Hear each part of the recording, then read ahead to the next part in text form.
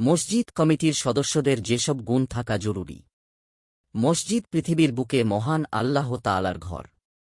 আর মসজিদের পবিত্রতা রক্ষা এবং এর প্রশাসনিক কার্যক্রম পরিচালনা করা শুধু কোনো পদমর্যাদা নয়, বরং এটি এক মহান আমানত।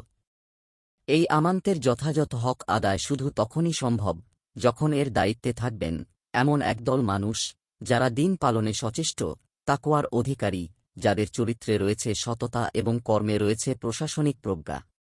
কিন্তু অত্যন্ত পরিতাপের বিষয়, বর্তমানে আমাদের বাংলাদেশের প্রেক্ষাপটে এই পবিত্র আমানত এক চরম সংকটের মুখোমুখি। যে মসজিদ হল সমাজের শুদ্ধতম স্থান, আজ তা হীন রাজনৈতিক স্বার্থসিদ্ধির চারণভূমিতে পরিণত হয়েছে। দিন সম্পর্কে অজ্ঞতা এবং হারাম সম্পদের দম্ভ নিয়ে একদল অযোগ্য ও নীতিহীন ব্যক্তি দলীয় ক্ষমতার দাপটে মসজিদের মিম্বর থেকে শুরু করে প্রশাসনিক কক্ষ পর্যন্ত নিজেদের কবজায় নিয়ে নিচ্ছে। তাদের ঘিরে তৈরি হয়েছে একদল চাটুকার ও স্বার্থান্বেষী গোষ্ঠী, যারা নিজেদের হীন স্বার্থ হাসিলের জন্য মহান আল্লাহর ঘরকে ব্যবহার করতেও দ্বিধা করছে না। এই কর্মকাণ্ড করে তারা নিজেদের দ্বীনিমানকে কত বড় ক্ষতির মুখে ঠেলে দিচ্ছে। রাসূল সাল্লাল্লাহু আলাইহি ওয়াসাল্লাম ইরশাদ করেন, দুটি ক্ষুধার্ত নেকড়েকে ছাগল পালে ছেড়ে দিলে তারা যতটা না ক্ষতি করে, পদের লোভ ও মালের লিপ্সা মানুষকে দিনের ক্ষেত্রে তার চেয়ে বেশি ক্ষতি করে। সুনানে তিরমিজি, হাদিস 2376। এখনকার কমিটিরা মনে করে জাঁকজমকতা, সাজসজ্জা ও বাহ্যিক চাকচিক্যকের উন্নতিই মসজিদের মূল কাজ। এই বিষয়টিতে সতর্ক করে রাসূল সাল্লাল্লাহু আলাইহি ওয়াসাল্লাম বলেছেন, যখন মানুষ মসজিদের জাঁকজমকতা ও সৌন্দর্য নিয়ে একে অপরের সঙ্গে গৌরব করবে, তখন তোমরা কিয়ামতের জন্য অপেক্ষা করো। সুনানে আবু দাউদ, হাদিস 449। মসজিদ কমিটির সদস্যদের গুণাবলী। মসজিদ কমিটির সদস্যদের আবশ্যিক গুণাবলী। আল্লাহর ঘর পরিচালনার মতো পবিত্র ও গুরুভার দায়িত্ব পালনের জন্য কমিটির সদস্যদের মধ্যে নিম্নোক্ত গুণাবলীগুলো অপরিহার্য। ঈমানী ও আধ্যাত্মিক গুণাবলী। আল্লাহর প্রতি অবিচল বিশ্বাস, অন্তরে এই বিশ্বাস রাখা যে মসজিদ শুধু আল্লাহর এবং এর মালিকানা শুধু তাঁরই। পরকালের জবাবদিহি, কমিটির প্রতিটি সিদ্ধান্তের জন্য আল্লাহর কাছে জবাব দিতে হবে, এই ভয় অন্তরে রাখা। দুনিয়াবি নামাজের লোভ বর্জন করা। সালাত কায়েম করা, যিনি নিজেই জামাতে নামাজ পড়েন না, তার মসজিদের খাদেম হওয়ার কোনো নৈতিক অধিকার নেই। সদস্যদের অবশ্যই নিয়মিত 5 ওয়াক্ত নামাজের পাবন্দ হতে হবে। জাকাত প্রদান, এটি তার আর্থিক স্বচ্ছতা ও দ্বীনের প্রতি ত্যাগের প্রমাণ। হারাম সম্পদের মালিক বা কৃপণ ব্যক্তি কমিটির সদস্য হওয়ার যোগ্য নন। একমাত্র আল্লাহকে ভয় করা, কোনো রাজনৈতিক নেতা, ক্ষমতাশালী ব্যক্তি বা গোষ্ঠীর চাপে অন্যায় সিদ্ধান্ত না নেওয়া। ন্যায়ের ওপর অটল থাকা, সাহস থাকা। আল্লাহ তাআলা বলেন, যারা আল্লাহকে বিশ্বাস করে, পরকালকে বিশ্বাস করে, সালাত আদায় করে, জাকাত প্রদান করে এবং আল্লাহ ছাড়া কাউকে ভয় করে না, তারাই আল্লাহর মসজিদগুলো আবাদ করবে। সূরা আত-তাওবা আয়াত 18। আকীদাগত পরিচ্ছন্নতা। মসজিদ হল তাওহীদের কেন্দ্র।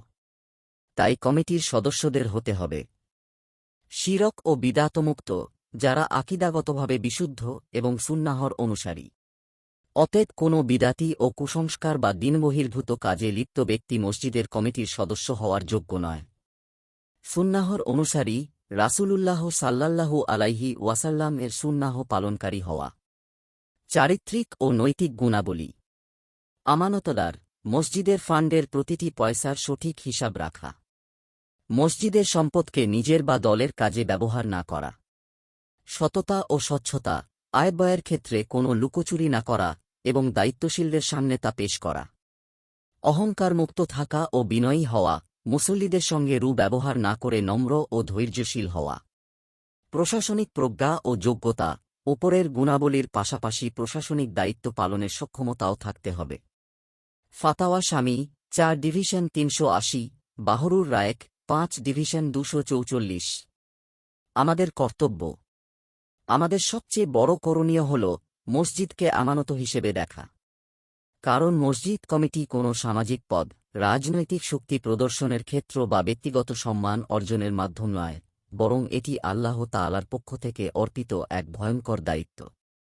তাই কমিটি গঠনের সময় দিনদারি, আমানতদারি ও যোগ্যতাকে সর্বাগ্রে গুরুত্ব দিতে হবে। ব্যক্তিগত সম্পর্ক, দলীয় পরিচয় বা আর্থিক প্রভাবকে এক্ষেত্রে কোনোভাবেই প্রাধান্য দেওয়া যাবে না। আল্লাহ তাআলা বলেন, হে মুসলিমরা, নিশ্চয়ই আল্লাহ তোমাদের আদেশ করছেন যে তোমরা আমানতসমূহ তার হকদারকে আদায় করে দেবে এবং যখন মানুষের মধ্যে বিচার করবে তখন ইনসাফের সঙ্গে বিচার করবে। আল্লাহ তোমাদের যে বিষয়ে উপদেশ দেন তা কতই না উৎকৃষ্ট। নিশ্চয়ই আল্লাহ সবকিছু শোনেন, সবকিছু দেখেন। সূরা নিসা আয়াত ৫৭। আবু হুরায়রা রাদিয়াল্লাহু আনহু থেকে বর্ণিত, রাসূলুল্লাহ সাল্লাল্লাহু আলাইহি ওয়াসাল্লাম বলেছেন, যখন দায়িত্ব, আমানত অযোগ্য ব্যক্তির হাতে ন্যস্ত করা হয় তখন তোমরা কিয়ামতের প্রতীক্ষা করো। সহিহ বুখারী হাদিস ৫৯। মহল্লাবাসী ও মুসল্লিদের দায়িত্ব হল নীরব দর্শক হয়ে না থাকা। অযোগ্য ব্যক্তিকে দায়িত্বে বসানো বা দায়িত্বে রেখেও গাফিলতির সুযোগ দেওয়া মানে সেই খেয়ানতের অংশীদার হওয়া। রাসূলুল্লাহ সাল্লাল্লাহু আলাইহি ওয়াসাল্লাম বলছেন, তোমাদের মধ্যে কেউ যদি কোনো অন্যায়ের কাজ হতে দেখে তবে সে যেন তা হাত দিয়ে পরিবর্তন করে দেয়, যদি তাতে সক্ষম না হয় তবে মুখ দিয়ে প্রতিবাদ করে। সহিহ মুসলিম হাদিস ৪৯। লেখক মুদাররিস, জামিয়া নুরিয়া ইসলামিয়া কামরাঙ্গীরচর, ঢাকা। নিয়মিত ইসলামিক এবং স্বাস্থ্য বিষয়ক ভিডিও পেতে লাইক, কমেন্ট, ফলো এবং চ্যানেলটি সাবস্ক্রাইব করে পাশে থাকবেন। মহান আল্লাহ আপনাকে উত্তম যা দান করুক। আমিন।